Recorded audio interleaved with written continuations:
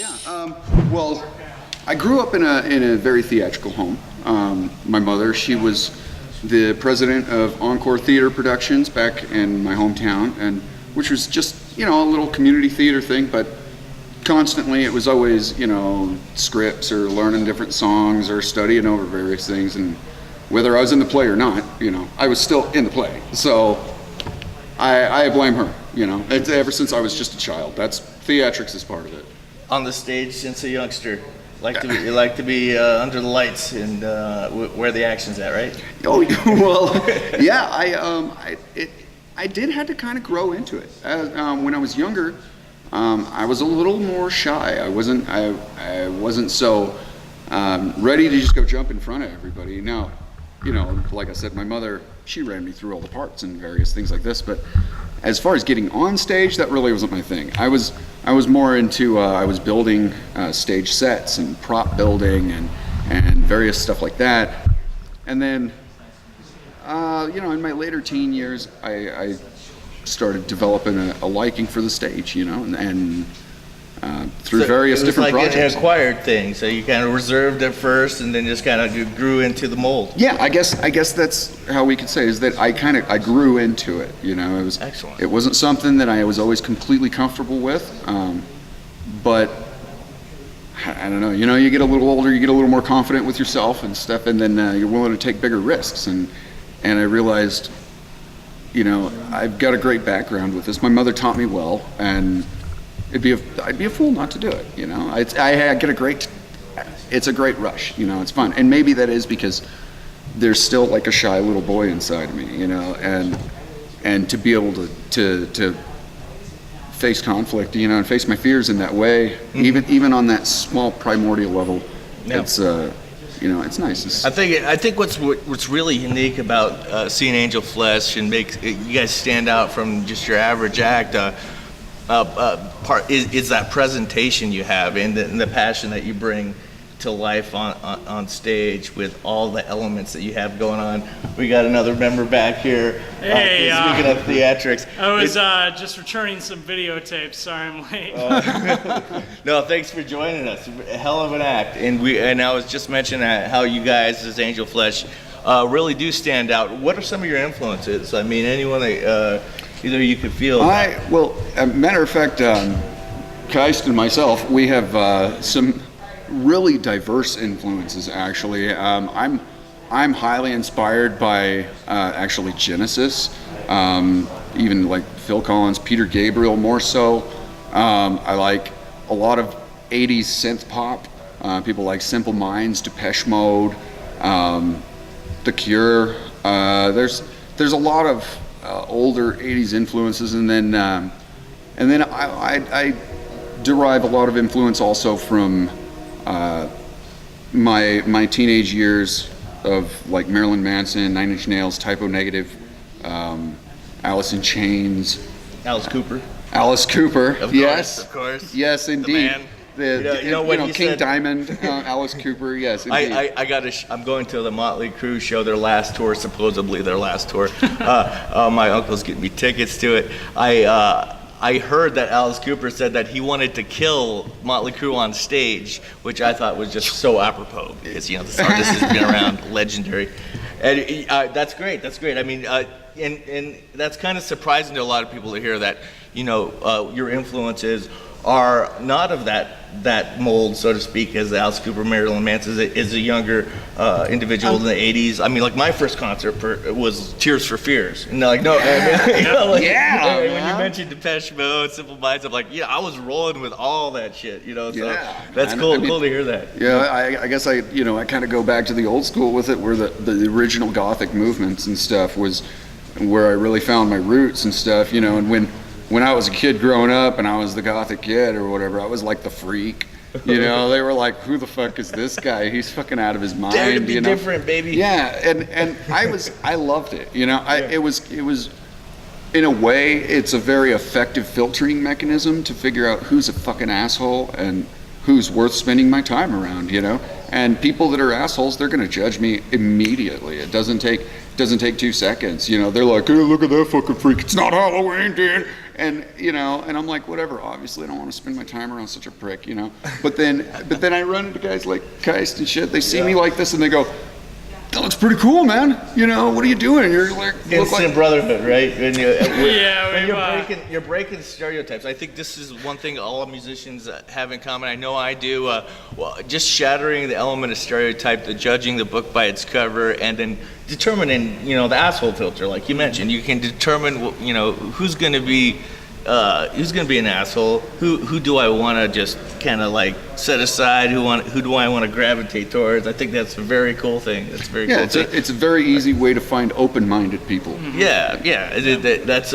How about you? What are your influences? Let's hear some your take on this. my influences. I'm really into like early Smashing Pumpkins. Deftones' White Pony album had a huge influence on me. Tool's Anima album had a huge influence on me. October Rust, obviously, of Type O, had some influence. As a kid though, I listened to a lot of like Prince and Janet Jackson and like Phil Collins and Madonna and stuff like that as a kid. So, why not, right? yeah, I mean, I was really influenced by those people because they weren't afraid to like, just be artists. And I think to be an artist, what it means to really be an artist is like, I'm supposed to upset you in some way. Like, like whether that be like questioning your own value systems or whatever, but like I'm supposed to provoke a feeling in you. Like if I didn't do that, I didn't do my job. And I can see the connection with the choreographing element with some of those. I saw Janet Jackson do it. I used to do security, and I was backstage at one of the shows, and like, this was my first like kind of like arena venue, but I was supposed to clear out everyone from backstage because the pyrotechnics were going to go down. And Janet Jackson has a spectacular like Roman candle effect in the background, and I didn't get out of there in time. I cleared out the whole place, but this one dude, the house security, is like, "Get the hell out of there! You got 2 minutes." I'm running my ass off. The flames go down, and that's where like my eyebrows started singeing and shit like that. So I mean, I understand just from that experience, and you guys deal with this at every show. I mean, you guys deal with flames, you deal with some dangerous equipment, the pyrotechnics are there, you have to choreograph everything. Has anything ever gone wrong? Has everything gone wrong? Have you had a great white type experience? No, for that not caliber? quite. We've almost got our faces burned off before. Our buddy Slim Fady, he was at the show that you guys were at last time where, he does grinder acts and all of that stuff. Well, we were working on a part of our skit where Jeff was spinning fire on one side and Slim Fady's on the other side of the stage, and they're almost, it's a simulation of a battle, and one's firing sparks in one direction and the other is spinning all this fire and doing these moves, and that's kind of a face-off in this way. And as we were rehearsing that with an older set of the fire ploy. It was a less refined version than what we're using now, and something hit. One of them hit something, and then this thing fell apart, and it shot fire all over the place, and it ended up burning Landon's leg and stuff, and so. Yes, I mean things. There was fire all over the place and stuff. It was. Yeah. I mean, things do go wrong. But we take as much into consideration as we possibly can. We do have an entire fire safety crew that travels with us when we do the shows. Not all venues allow us to do the fire like we really like. I mean, we have flame cannons that will shoot fire 9 feet in the air, and they don't like that. People don't like that in their place, let alone the fire ploy. So we do have to find ways to substitute these things, and which is one thing that led us into what we call the electroploy, which it's the electric version, and it's fully capable of displaying any image, whether it be electricity, fire, logos, wording, and even in some cases like moving pictures and things. So it led us into a bit of an upgrade. Technology on your side there. Exactly. You know, necessity is the mother of invention. And when you're stuck in the situation where we've refined this act, and yet venues and things don't allow, they're not okay with us doing what it is that we do. You know, consequently, we have to be able to adapt. And like I said, every now and then things do happen, even if we do take all these things into consideration. We have fire crew, we have fire extinguishers and everything. You guys saw, we take it very seriously. You can distinguish the real blood from the fake blood. Most of the time, you know. I mean, that depends on which member of the band you're talking to. We got to be real careful with this one. We're like, did he really get burned, or what's going on there? But let me just do a brief. I know we did a walk through the theater, and you went in depth on some of the elements involved. But let's talk about the history of this place. I mean, I don't know, Mark, if you wanted to pan around and give a good view of this. I know we did do a walkthrough, but right when I walked in this place, I kind of felt a vibe of like this old, I can feel the old in the walls, you know, and it gives you a presence. It has an ominous kind of feeling. And is that help with the performance when you play? Is that part of the reason that this place? That's really interesting, actually. That's a great way that you worded that, because I grew up with a cemetery in my backyard, right? And I'll be straight up. I'm a big skeptic. I don't try to explain things. I know that things happen, and I don't know what those things are, and I won't try to explain those. But I will say that I've seen things. I've experienced a bunch of strange things. You know, like I said, I grew up with a cemetery in my backyard, and it's just normal for me. But I agree. I mean, this place is really old. The building was put up in 1909. It's been a theater ever since it was invented. And they've done play performances here. They've done movies for many years, and it's basically been shut down for about 30 years or so before we came along. But that's a rich history. 1909. I know you showed me a photograph of like when the days they played King Kong here. I think you mentioned off air there. Yeah, it's literally that old. I mean, the original black and white King Kong. These people was that a silent film when it first came out? I think 1909. They didn't have sound in then, did they? They had elements of sound. They had phonographs and things I don't like think. that. Initially, they weren't showing movies at the first. I don't think it was a playhouse first.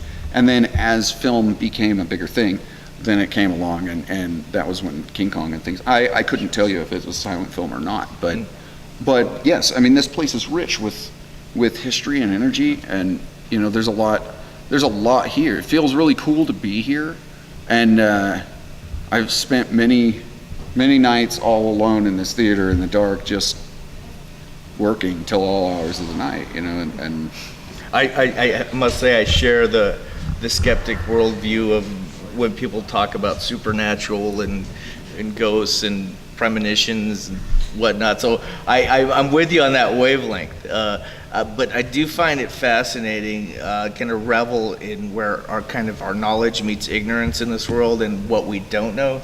And when I do have that kind of effect of like, is there any stories that maybe our audience, which, you know, percentage-wise, might believe in such things, any kind of stories in this place that you can't explain or anything that you want to share about that? Sure.